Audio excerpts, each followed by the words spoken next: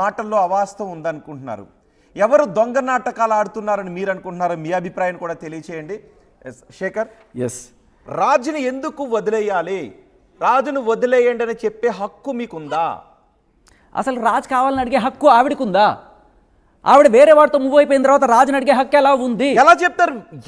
ఆవిడ స్వహస్తాలతో ఇదిగోండి లాస్ట్ పేజ్లో ఇదంతా నన్ను పెళ్లి చేసుకోవాలని అడగ్గా నన్ను అడ్డు తప్పించాలని పథకం ప్రకారం తుదముట్టించాలని మస్తాన్ వాళ్ళ అమ్మ నాన్న కలిసి ప్రయత్నం చేశారు. నా కుటుంబాన్ని చంపేస్తారని బెదిరించి నా మానసిక క్షోభకు గురి చేసి కావున తమ చర్యలు తీసుకోవాలి. ఇట్లు లావణ్య సంతకం కూడా ఉంది. ఇవ్వండి, మొత్తం పేపర్లు అండి ఇవ్వండి. ఏంటిది?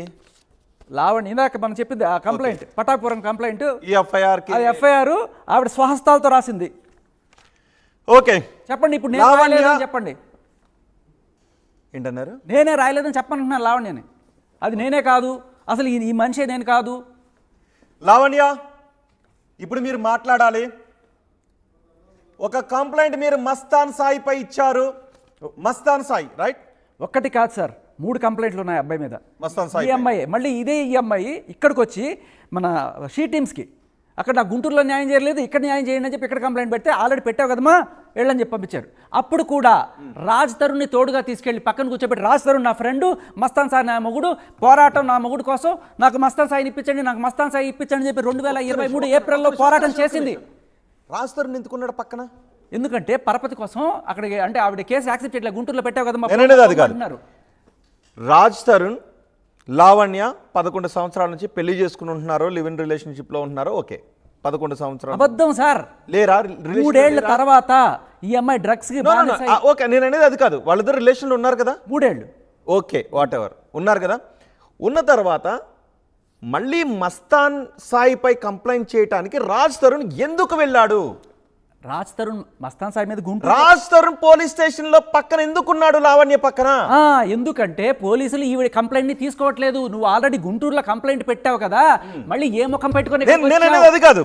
అంటే లావణ్య రాజ్ తరుణ్ ఇద్దరు ఫ్రెండ్స్, వైఫ్ ఏదైనా రిలేషన్ లో ఉన్నప్పుడు, ఆమె వేరే రిలేషన్ లో ఉందని అనుకున్నప్పుడు ఈయన వదిలేసి వెళ్ళిపోవచ్చు కదా. మస్తాన్ యాదవ్ మీద సార్ వదిలేస్తే మూసుకొని నేను చెప్పినట్టు అంటే ఏమంటుంది? నన్ను పట్టుకుని తిరుగు, నేను ఎవరి మీద కంప్లైంట్ చేస్తాను, వెనక రాస్తాను, బెదిరించిందని మీరు చెప్తున్నారు. ఇది నమ్మాలా? ఇది నమ్మాలా? భయంకరమైన సత్యం ఇది, భయంకరమైన సత్యం. రోజు పిచ్చి కుక్కను కొట్టినట్టు కొడుతుంది, పచ్చి బూతులు రాజ్ తరుణ్ లావణ్య కొడుతుంది, పిచ్చి కుక్కను కొట్టినట్టు కొడుతుంది, పచ్చి బూతులు తిడుతుంది. రాజ్ తరుణ్ విషయం చెప్పడు, మీరు మాత్రం రాజ్ తరుణ్ కంటే అగ్రెసివ్ గా వచ్చి చెప్తారు. రైట్? వినండి వినండి వినండి.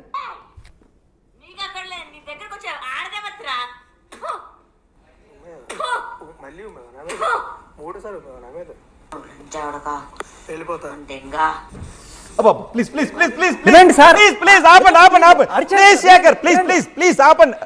అందరూ బూతులు వస్తున్నాయి. శేఖర్ ముందు పెడతాను ప్లీజ్, వాటిని మైక్ లో వినిపించొద్దు. సరే ఉండండి శేఖర్ ప్లీజ్ ప్లీజ్, నేను తీసుకుంటా. ఓకే, ఆడియో నేను తీసుకుంటా. ప్లీజ్ కాసేపు నేను ప్లే చేస్తా. శేఖర్ వాటి నాకు పంపించు. లావణ్య మాటలవి, లావణ్య మాటల ఓకే ఓకే, ఒక్కసారి వాటిని లైవ్ లో ప్లే చేయండి. శేఖర్ ప్లీజ్ లైవ్ లో ప్లే చేయద్దు ప్లీజ్. ఒక్కసారి నేను లావణ్యకి ఫోన్ చేస్తాను. లావణ్య, మీరు ఓకే, ఆడియోకి మీరే విని సమాధానం చెప్పాలి ఎందుకు మాట్లాడారని.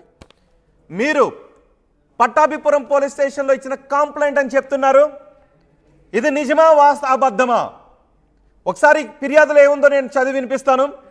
గౌరవనీయులైన పట్టాభిపురం పోలీస్ స్టేషన్ SHO గారికి నమస్కరించి చేయు విన్నపము. ఘనమైన అయ్యా, నా పేరు మన్నేపల్లి లావణ్య, తండ్రి పేరు, హౌస్ నెంబర్, సోన్సో అడ్రస్, తెలంగాణ. మాకు common friend Unith Reddy alias Chintu, అదే A1 డ్రగ్స్ పెడ్లర్ లో A1. ఎవరు చింటూ? ఎవరు? Drug peddler.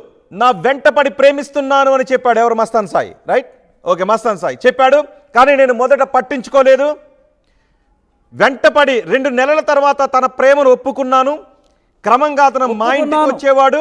నేను కూడా హైదరాబాద్లోని నార్సింగ్లో వాళ్ళ ఇంటికి వెళ్ళేదాన్ని, విల్లా నంబర్ 68కి వెళ్ళేదాన్ని.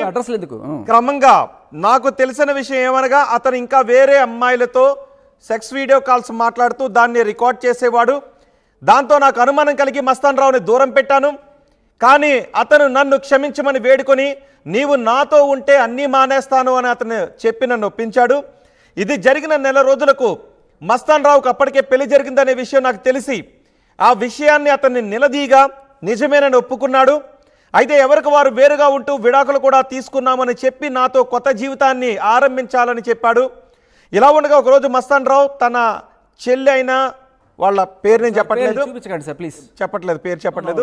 సో 23/3/2023 నాడు జరుగుతుంది ఆ పెళ్లి అని చెప్పి ఇంటికి వచ్చి శుభలకి ఇచ్చి నన్ను పెళ్లికి రావాలని గట్టిగా చెప్పాడు.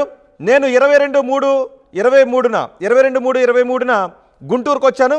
మస్తాన్ నా కోసం అన్నపూర్ణ హోటల్లో రూమ్ నెంబర్ 217 తీసుకొని అందులో ఉంచాడు. అయితే నన్ను పెళ్లికి తీసుకువెళ్లకుండా అతను హోటల్కి వెళ్ళిపోయాడు, రూమ్లోనే ఉంచేశాడు నన్ను. దీంతో నేను హైదరాబాద్కు వెళ్ళిపోయాను.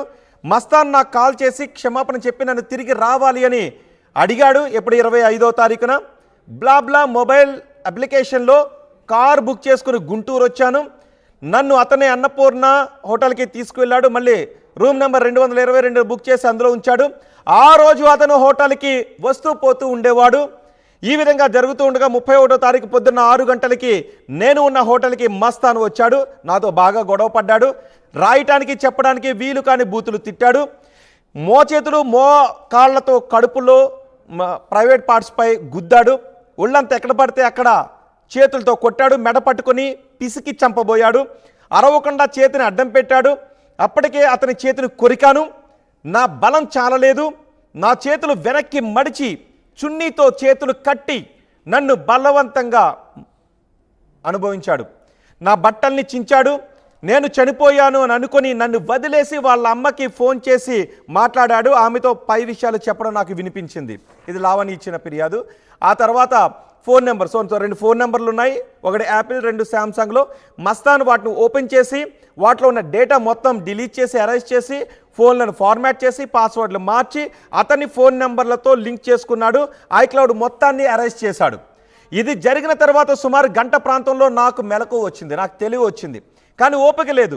అప్పటి వరకు మస్తాన్ అక్కడే ఉండి నన్ను వాళ్ళ ఇంటికి తీసుకువెళ్ళడానికి ప్రయత్నించగా నేను మస్తాన్ నుంచి తప్పించుకొని ఆటో ఎక్కి గుంటూరులో నా స్నేహితుడు వినయ్ వాళ్ళ ఇంటికి వెళ్ళగా అతను నన్ను హోటల్ వర్ష గ్రాండ్లో ఉంచాడు. రూమ్ నెంబర్ 101లో ఉంచాడు. నాకు కాస్త నీరసం తగ్గిన తర్వాత ఇవాళ అంటే 2వ తారీఖు ఏప్రిల్ 2/4/23న గవర్నమెంట్ హాస్పిటల్కి వెళ్ళాను. వాళ్ళు నన్ను చూసి పోలీస్ స్టేషన్కి వెళ్ళమని చెప్పగా పట్టాభిపురం పోలీస్ స్టేషన్కి వచ్చి ఈ రిపోర్ట్ ఇస్తున్నాను.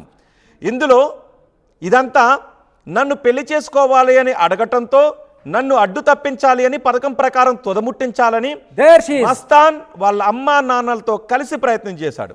నన్ను నా కుటుంబాన్ని చంపేస్తానని బెదిరించి మానసిక క్షోభకు గురి చేస్తున్నాడు.